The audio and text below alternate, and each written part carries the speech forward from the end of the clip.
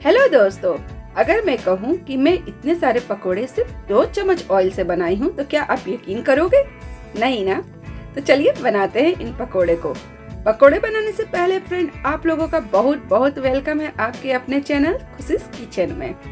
जी हाँ फ्रेंड, मैं इन पकोड़े को अरबी के पत्ते से बनाई हूँ। बिल्कुल अरबी के पत्ते से बनाई हूँ और पत्ते में बिना बेसन लपेटे हुए मैं इस पकोड़े को बनाई हूँ। ये अरबी के पत्ते में डंठल से पहले ही अलग करके और धो करके रख ली थी। अब क्या करना है ना, इस पत्ते को पलट करके इसके डंठल वाले साइड से सीधे इसकी एक मोटी सी नस्सी निकली होती है, तो उसे चाकू से हल्का हल्का उसे खुरेच करके अलग कर देना है। खुरेच करके अलग इसलिए कर रही हूँ क्योंकि एक तो ये जल्दी से गलेगा भी नहीं, पकेगा भी नहीं, और दूसरी बात कि जब सारे पत्ते को एक साथ रख करके फोल्ड करूंगी तो फिर ये फोल्ड भी नहीं होता है, मतलब फोल्ड होने में दिक्कत होती है। ये पत्ते मतलब कि बीच से फट भी जाते हैं, इसलिए उससे अच्छा है कि अच्छे से फोल्ड हो जाए। तो ये मोटे वाली नस वाले पार्ट को हल्का हल्का चाकू से खुरेच करके इसे निकाल देना है। तो इसी तरह देखिए, मैं एक एक करके सारे पत्ते से इसके मोटे वाले नस वाले पार्ट्स को चाकू से खुरेच करके निकाल दे रही हूँ। अब देखिए सारे पार्ट्स को, मतलब मोटे नस वाले पार्ट्स को खुरेच के निकालने के बाद अब पत्ते को एक एक करके एक दूसरे के ऊपर ऐसे रखते जाना है। देखिए सारे पत्ते को एक दूसरे के ऊपर ऐसे से करके मैं रख दे रही हूँ और करीब मैं 4 पत्ते ही ली हूँ। 4 पत्ते से ही मैं इतने सारे पकौड़े को बनाई हूँ। तो देखिए अब क्या करना है ना कि इसके पॉइंटेड वाले साइड जो है ना, उस पॉइंटेड वाले साइड से ही पकड़ करके इसका थोड़ा मतलब पतला पतला करके इसका एक रोल बना लेना है। धीरे धीरे करके इसका रोल बनाना है। अब देखिए ये बहुत अच्छे से इसका रोल भी बन रहा है क्योंकि इसके मोटे वाले भाग को बीच से मैं इसका चाकू से खुरेच के निकाल दी थी। अब इसके बहुत पतले पतले टुकड़े, मतलब कि लच्छे जैसे इसके पतले पतले टुकड़े निकाल लेना। एकदम पतले पतले टुकड़े लच्छे जैसे इसलिए निकाल रही हूँ ना क्योंकि जब इसे बेसन में डालूंगी, लपेटूंगी तो फिर ये स्टीम भी बहुत अच्छे से हो जाए, तो इसलिए इसके पतले पतले से लच्छे जैसे इसके टुकड़े निकाल लेना है। तो देखिए ये मैं इसके सारे पत्ते को काट करके इसके पतले पतले लच्छे जैसे टुकड़े निकाल ली हूँ। अब ये सारे पत्ते को एक बॉल में डाल दे रही हूँ। अब देखिए बॉल में डालने के बाद एक बार फिर से इसमें चेक कर ले रही हूँ। कुछ कुछ मतलब नस वाले जो मोटे वाले पार्ट थे ना, तो कुछ कुछ उसे हाथ से ही छाट करके अलग कर दे रही हूँ क्योंकि वे मतलब कि गलेंगे नहीं अच्छे से, और फिर बेसन में से डालो लपेटो तो फिर ये अच्छे से लपेट आएंगे भी नहीं। अब देखिए मैं इसमें मिला रही हूँ करीब 200 ग्राम के लगभग में बेसन मिला रही हूँ। अब इसमें मिला रही 1 छोटा चम्मच हल्दी पाउडर, जीरा पाउडर, धनिया पाउडर, काली मिर्च पाउडर, लाल कश्मीरी मिर्च पाउडर है, और ये स्वाद अनुसार थोड़ा सा नमक। अब इस बोल को साइड रख रही हूँ और अब एक जार ले रही हूँ और जार में करीब 8 से 10 लहसुन की कलियां डाली हूँ, आधा प्याज चॉप करके डाल दी हूँ, 3 हरी मिर्च, थोड़ा सा खड़ा जीरा और ये आम का अचार। और इसमें बस जरा सा पानी, ज्यादा पानी नहीं, मतलब 2-3 चम्मच के बराबर में पानी डाल करके इसका एक पेस्ट तैयार कर ली हूँ। देखिए इसका एकदम एक फाइन पेस्ट तैयार कर ली हूँ। अभी इस सारे पेस्ट को क्या करना है ना, ये जो बेसन और पत्ते डाली थी ना, तो इस सारे पेस्ट को इसमें डाल देना है। आम का अचार मतलब कि मैं इसलिए डाली हूँ ना क्योंकि अरबी के पत्ते या अरबी की सब्जी जब कभी बनती है तो कभी कभी मतलब शिकायत रहती है कि ये गले में या फिर जीभ में हल्का हल्का से इसके खुजलाहट सी रहती है। तो बस ये खुजलाहट ना हो इस वजह से इसमें मतलब कुछ खट्टापन इसमें डाला जाता है, मिलाया जाता है। तो खट्टेपन के लिए मैं इसमें आम का अचार मिलाई। आप चाहे तो इसमें इमली के गुद्दे भी डाल सकते हैं, 2-3 मतलब दाने इमली के निकाल करके उसके गुदे को डाल दीजिए, तो इससे भी इसका खट्टापन दूर हो जाएगा। अब देखिए इसको बहुत अच्छे से सारे बेसन को अच्छे से पत्ते में मिला देना है। अब जैसा मुझे मतलब कि ये बेसन हल्का सा गीला गीला सा लग रहा था तो मैं इसमें 1 चम्मच और बेसन डाल दी हूँ और इसे भी बहुत अच्छे से इसमें मिला ली हूँ।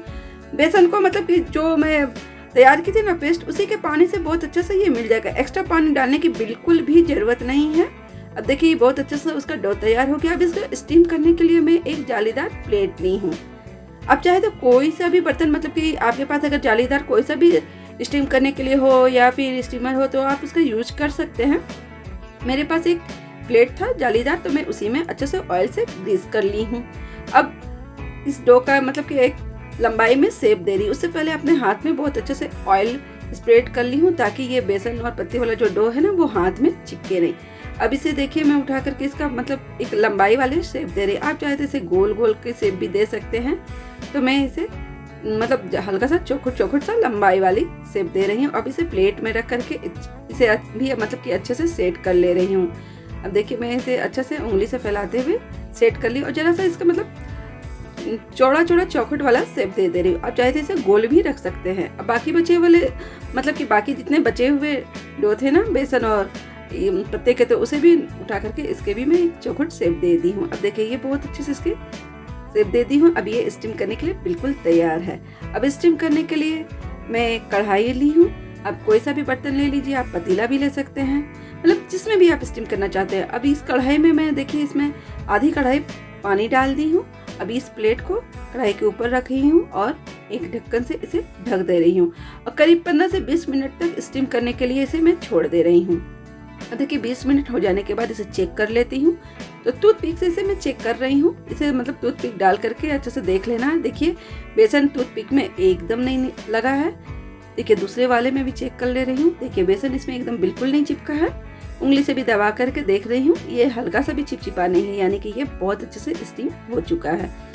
अब इसे कढ़ाई से नीचे उतार कर ठंडे होने के लिए 10 मिनट तक छोड़ दीजिए। जब ये अच्छे से ठंडे हो जाए तो फिर चाकू के सहारे इसे प्लेट से अलग कर लीजिए। ये देखिए कितने अच्छे से मतलब इजीली ये चाकू बहुत अच्छे से इसके अंदर जा करके और ये बहुत अच्छे से ये प्लेट से एकदम अलग हो रहा है। मतलब प्लेट में ऑयल लगाने से यही फ़ायदा होता है कि ये बहुत अच्छे से प्लेट से अलग हो जाता है। देखिए ये बहुत अच्छे से ये प्लेट से अलग होकर के निकल गई। ये देखिए दूसरा भी, और ये बहुत अच्छे से स्टीम भी हो गया है। जरा सा भी ये गीला नहीं है, चिपचिपा नहीं है। अब क्या करना है ना कि इसके छोटे छोटे पीसेस निकालने हैं। पीसेस आप अपने अनुसार निकाल लीजिए। आपको अगर मोटे रखना है तो मोटे रखिए, पतले रखने हैं तो पतले रखिए। मैं इसके छोटे छोटे मीडियम साइज से इसके पीसेस सारे मैं निकाल रही हूँ और देखिए बहुत अच्छे से इजीली इसके सारे पीसेस निकल गए हैं। जरा सा भी ये चिपचिपा नहीं है, ये बहुत अच्छे से स्टीम हो गया है। अब चलिए इसे फ्राई करते हैं। तो मैं इसे फ्राई करने के लिए सबसे पहले फ्राई पैन ली हूँ और इसमें मैं डाल रही हूँ मस्टर्ड ऑयल। आप चाहे तो कोई सा भी फूड ऑयल जो यूज़ करते हैं उसे डाल सकते हैं। और देखिए ये बिल्कुल 2 चम्मच के बराबर ही मैं इसमें ऑयल डाली हूँ। ज़रा सा ऑयल गर्म हो जाने के बाद ये जितने भी मैं पीसेस निकाली थी ना, अब ये सारे पीसेस को इस ऑयल में अच्छे से करके रख दे रही हूँ। एक एक करके सारे पीसेस को धीरे धीरे इस ऑयल में सटा करके रख दे रही हूँ ताकि सारे पीसेस एक साथ मेरे इसमें फ्राई हो जाएं। अब मैं इसमें एक्स्ट्रा जरा सा भी ऑयल नहीं डालूंगी, बस इतने ही ऑयल से मैं ये सारे पीसेस को इसमें फ्राई करूंगी। गैस का फ्लेम फ्रेंड मतलब लो टू मीडियम ही रखें, हाई फ्लेम नहीं रखें। हाई फ्लेम से क्या होगा, पकौड़े बहुत जल्दी जल जाएंगे। इसलिए इसे धीरे धीरे करके इसे हल्का हल्का फ्राई करना है, तो फ्लेम को लो ही रखिए। और इसे देखिए मैं पलट करके बहुत अच्छे से पका ली हूँ। ये देखिए बहुत अच्छे से ये सारे पकौड़े पक चुके हैं।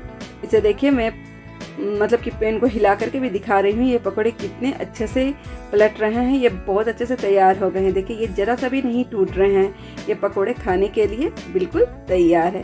फ्रेंड आप भी इसी तरह पकौड़े बनाइए और खाइए बहुत ही कम ऑयल में। ये बहुत हेल्दी भी है। जब भी खाने का मन करे तो बस 2 चम्मच ऑयल में डालिए, पकौड़े बनाइए और खाइए।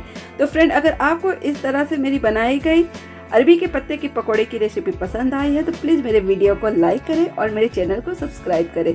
फिर मिलते हैं फ्रेंड्स अपनी नेक्स्ट रेसिपी के साथ। तब तक के लिए bye bye, take care, thank you so much.